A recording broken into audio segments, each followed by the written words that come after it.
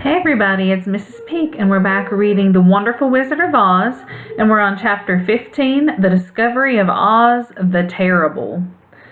The four travelers walked up to the great gate of Emerald City and rang the bell. After ringing several times, it was opened by the same guardian of the gates they had met before. "What? Are you back again?" he asked in surprise. "Do you not see us?" answered the Scarecrow. "But I thought you had gone to visit the Wicked Witch of the West." "We did visit her," said the Scarecrow. "And she let you go again?"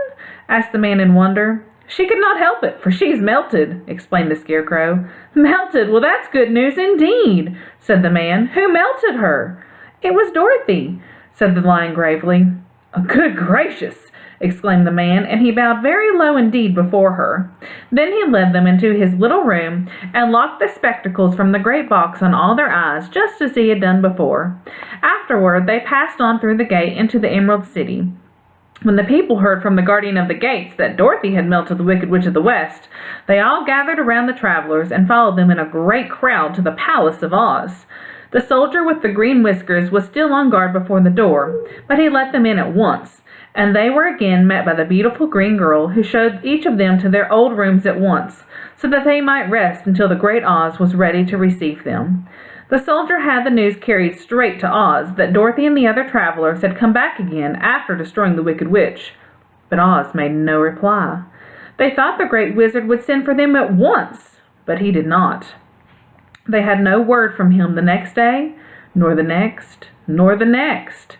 The waiting was tiresome and wearing, and at last they grew vexed that Oz should treat them in such poor a fashion, after sending them to undergo hardships and slavery. So the Scarecrow at last asked the green girl to make another message to Oz, saying that if he did not let them go in to see him at once, they would call the winged monkeys to help them and find out whether he kept his promises or not. When the wizard was given this message, he was so frightened that he sent word for them to come to the throne room at 4 minutes after 9 o'clock the next morning. He had once met the winged monkeys in the land of the West, and he did not wish to meet them again. The four travelers passed a sleepless night, each thinking of the gift Oz had promised to bestow on him. Dorothy fell asleep only once, and then she dreamed she was in Kansas, where Aunt Em was telling her how glad she was to have her little girl at home again. Promptly at 9 o'clock the next morning, the green-whiskered soldier came to them, and 4 minutes later, they all went into the throne room of the great Oz. Of course, each of them expected to see the wizard in the shape that he had taken before, and all were greatly surprised when they looked around and saw no one at all in the room. They kept close to the door and closer to one another, for the stillness of the empty room was more dreadful than any of the forms they had seen Oz take. Presently, they heard a solemn voice that seemed to come from somewhere near the top of the great dome, and it said, "I am Oz, the great and terrible. Why do you seek me?" They looked again in every part of the room, and then, seeing no one, Dorothy asked, "Where are you?" "I am everywhere," answered the voice, "but to the eyes of common mortals I am invisible. I will now seat myself upon my throne, that you may converse with me." Indeed, the voice seemed just then to come straight from the throne itself, so they walked toward it and stood in a row while Dorothy said, "We have come to claim our promise, O Oz." "What promise?" asked Oz. "You promised to send me back to Kansas when the Wicked Witch was destroyed," said the girl. "And you promised to give me brains," said the Scarecrow. "And you promised to give me a heart," said the Tin Woodman. "And you promised to give me courage," said the Cowardly Lion. "Is the Wicked Witch really destroyed?" asked the voice, and Dorothy thought it trembled a little. "Yes," she answered. "I melted her with a bucket of water." "Dear me," said the voice. "How sudden! Well, come to me tomorrow, for I have to have time to think it over." "You've had plenty of time already," said the Tin Man angrily. "We shan't wait a day longer," said the Scarecrow. "You must keep your promises to us," exclaimed Dorothy. The lion thought it might be as well to frighten the wizard, so he gave a large, loud roar which was so fierce and dreadful that Toto jumped away from him in alarm and tipped over the screen that stood in a corner. As it fell with a crash, they looked that way, and the next moment all of them were filled with wonder, for they saw, standing in just the spot the screen had hidden, a little old man with a bald head and a wrinkled face, who seemed to be as much surprised as they were. The Tin Woodman, raising his axe, rushed toward the little man and cried out, "Who are you?" "I am Oz, the Great and Terrible," said the little man in a trembling voice. "But don't strike me, please don't, and I'll do anything you want me to." Our friends looked at him in surprise and dismay. "I thought Oz was a great head," said Dorothy. "And I thought Oz was a lovely lady," said the Scarecrow. "And I thought Oz was a terrible beast," said the Tin Woodman. "And I thought Oz was a ball of fire," exclaimed the Lion. "No, you are all wrong," said the little man meekly. "I have been making believe." "Making believe?" cried Dorothy. "Are you not a great wizard?" "Hush, my dear," he said. "Don't speak so loud, or you'll be overheard and I shall be ruined. I'm supposed to be a great wizard." "And aren't you?" she asked. "Not a bit of it, my dear. I'm just a common man." "You're more than that," said the Scarecrow in a grieved tone. "You're a humbug." "Exactly so," declared the little man, rubbing his hands together as it pleased him. "I am a humbug." "But this is terrible," said the Tin Woodman. "How shall I ever get my heart?" "Or I my courage?" asked the Lion. "Or I my brains?" wailed the Scarecrow, wiping the tears from his eyes with his coat sleeve. "My dear friends," said Oz, "I pray you not to speak of these little things. Think of me, and the terrible trouble I'm in at being found out." "Doesn't anyone else know you're a humbug?" asked Dorothy. "No one knows it but you four, and myself," replied Oz. "I have fooled everyone so long that I thought I should never be found out. It was a great mistake, my ever letting you into the throne room. Usually I will not even see my subjects, and so they believe I am something terrible." "But I don't understand," said Dorothy in bewilderment. "How is it you appear to me as a great head?" "That was one of my tricks," answered Oz. "Step this way, please, and I will tell you all about it." He led the way to a small chamber in the rear of the throne room, and they all followed him. He pointed to one corner in which lay the great head, made out of many thicknesses of paper, which was with a carefully painted face. "This I hung from the ceiling by a wire," said Oz. "I stood behind the screen and pulled a thread to make the eyes move and the mouth open." "But how about the voice?" she inquired. "Oh, I'm a ventriloquist," said the little man. "I can throw the sound of my voice wherever I wish, so that you thought it was coming out of the head. Here are the other things I used to deceive you."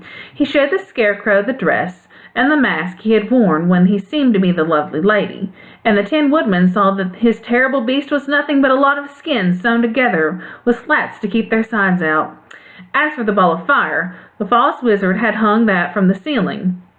It was really a ball of cotton, but when oil was poured upon it, the ball burned fiercely.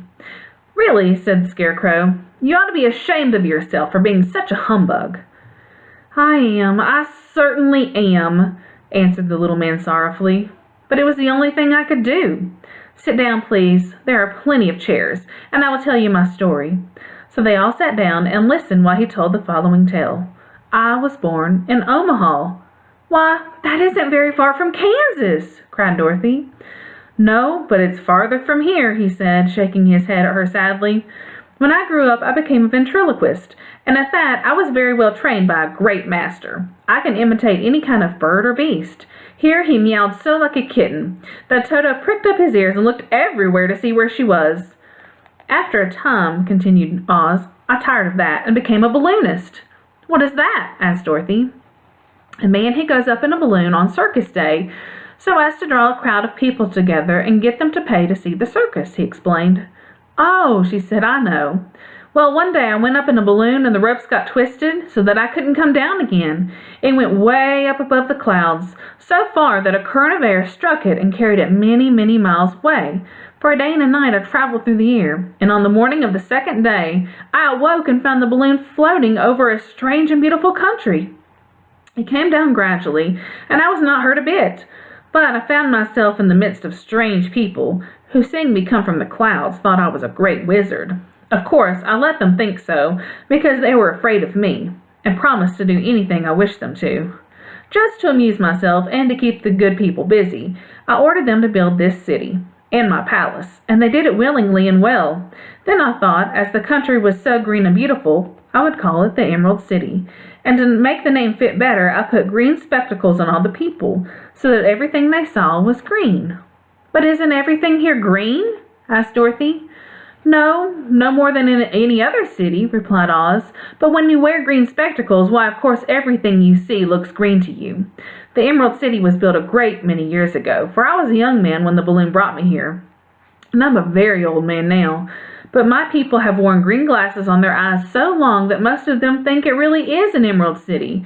And it certainly is a beautiful place, abounding in jewels and precious metals, and every good thing that is needed to make one happy. I have been good to the people, and they like me. But ever since this palace was built, I have shut myself up and would not see any of them. One of my greatest fears was the witches, for while I had no magical powers at all, I soon found out that the witches were really able to do wonderful things. There were 4 of them in this country, and they ruled the people who live in the north and south and east and west. Fortunately, the witches of the north and south were good, and I know they would do me no harm. But the witches of the east and west were terribly wicked, and if they had not thought I was more powerful than they themselves, they would surely have destroyed me. As it was, I lived in deadly fear of them for many years. So you can imagine how pleased I was when I heard your house had fallen on the Wicked Witch of the East. When you came to me, I was willing to promise anything if you would only do away with the other witch. But now that you have melted her, I'm ashamed to say I cannot keep my promises. I think you're a very bad man, said Dorothy. Oh, no, my dear. I'm really a very good man, but I'm a very bad wizard, I must admit. Can't you give me brains? Asked the Scarecrow. You don't need them. You're learning something every day. A baby has brains, but it doesn't know much. Experience is the only thing that brings knowledge, and the longer you are on Earth, the more experience you are sure to get. That may all be true, said the Scarecrow, but I shall be very unhappy unless you give me brains. The false wizard looked at him carefully. Well, he said with a sigh, I'm not much of a magician, as I said, but if you will come to me tomorrow morning, I will stuff your head with brains. I cannot tell you how to use them, however. You must find that out for yourself. Oh, thank you, cried the Scarecrow. I'll find a way to use them, never fear. But how about my courage? Asked the Lion anxiously. You have plenty of courage, I am sure, answered Oz. All you need is confidence in yourself. There is no living thing that is not afraid when it faces danger. The true courage is in facing danger when you are afraid, and that kind of courage you have in plenty. Perhaps I have, but I'm scared just the same, said the Lion. I shall really be very unhappy unless you give me the sort of courage that makes one forget he is afraid. Very well, I will give you that sort of courage tomorrow, replied Oz. How about my heart? Asked the Tin Woodman. Why, as for that, answered Oz, I think you are wrong to want a heart. It makes most people unhappy. If you only knew it, you are in luck not to have a heart. That must be a matter of opinion, said the Tin Woodman. For my part, I will bear all the unhappiness without a murmur, if you will give me a heart. Very well, answered Oz meekly. Come to me tomorrow, and you shall have a heart. I have played wizard for so many years that I may as well continue the part a little longer. And now, said Dorothy, how am I to get back to Kansas? We shall have to think about that, replied the little man. Give me 2 or 3 days to consider the matter, and I'll try to find a way to carry you over the desert. In the meantime, you shall all be treated as my guests, and while you live in the palace, my people will wait upon you and obey your slightest wish. There's only one thing I ask in return for my help, such as it is. You must keep my secret and tell no one I am a humbug. They agreed to say nothing of what they had learned, and went back to their rooms in high spirits. Even Dorothy had hoped that the great and terrible humbug, as she called him, would find a way to send her back to Kansas, and if he did, she was willing to forgive him everything.